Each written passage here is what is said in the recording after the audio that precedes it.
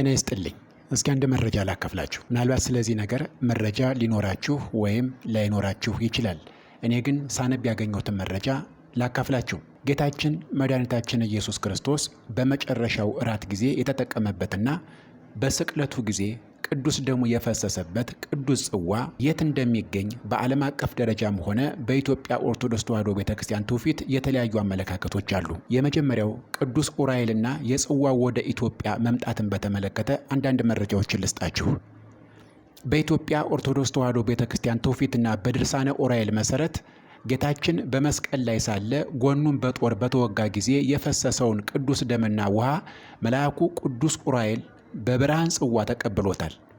መልአኩ ይህንን ደም በዓለም ዙሪያ የረጨው ሲሆን በተለይም ወደ ሀገራችን መጥቶ ደሙን በረጨባቸው ቦታዎች ሁሉ ገዳማትና አብያተ ክርስቲያናት እንደታነጹ ይታመናል።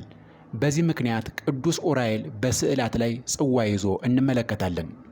ሌላኛው የጽዋው መሰወርና የመንዝ እመጓ ሚስጥርን እንመልከት።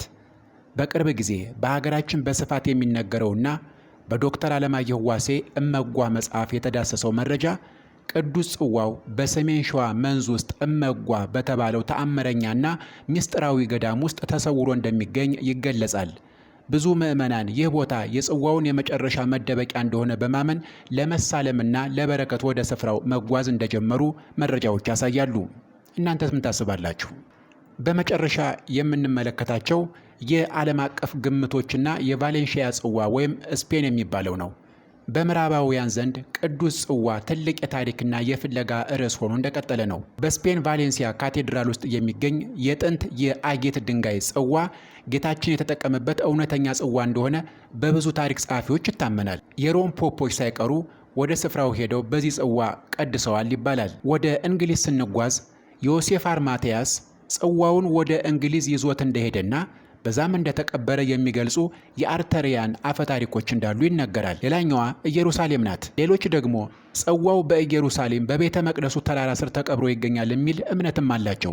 ሌላው ጽዋው በቤተ ክርስቲያን ስርዓተ ቅዳሴ ውስጥ ያለውን ሚና ይመለከታል። ከታሪካዊ ጽዋ ፍለጋ ባለፈ በቤተ ክርስቲያን አስተምህሮ መሰረት በየዕለቱ በቅዳሴ ጊዜ ካህኑ ወይኑንና ውሃውን አዋህዶ የሚቀድስበት ጽዋ የዛ የጌታችን ቅዱስ ጽዋ ምሳሌ ተደርጎ ይወሰዳል።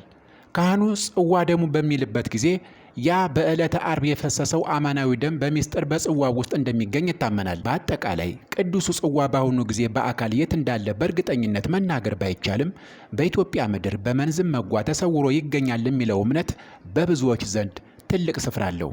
የተከበራችሁ የኦርቶዶክስ ቤተሰቦች፣ የተከበራችሁ ኦርቶዶክሳውያን፣ እናንተስ ምን ታስባላችሁ? ለመሆኑ በሀገራችን ቅዱሱ ጽዋ የት አካባቢ ይገኛል የሚል መረጃ ነው ያላችሁ? ምንስ ያነበባችሁት ነገር አለ? ኮሜንት ላይ ሐሳባችሁን አጋሩኝ። ሌላ ጊዜ በሌላ መረጃ ተመልሼ እመጣለሁ። ሰብስክራይብ እያደረጋችሁ ቤተሰብ ሁኑ። አመሰግናለሁ።